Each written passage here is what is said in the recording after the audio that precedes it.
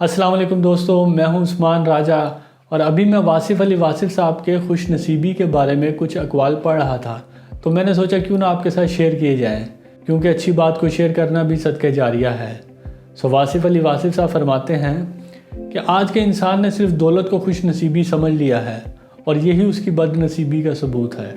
خوش نصیبی کسی شے کا نام نہیں، خوش نصیبی کسی سماجی رتبے کا نام نہیں، خوش نصیبی بینک بیلنس کا نام نہیں، اور خوش نصیبی بڑے بڑے مکانوں کا نام نہیں، بلکہ خوش نصیبی صرف اپنے نصیب پر خوش رہنے کا نام ہے۔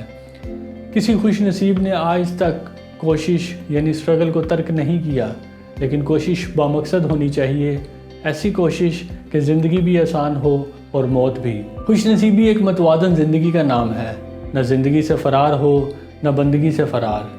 خوش نصیب انسان حق کے قریب رہتا ہے، وہ ہوس اور حسرت سے آزاد ہے، وہ فنا کے دیس میں بقا کا مسافر ہے۔ خوش نصیب اپنے آپ پر راضی، اپنی زندگی پر راضی، اپنے خیال پر راضی، اپنے حال پر راضی، اپنے حالات پر راضی اور اپنے خدا پر راضی رہتا ہے۔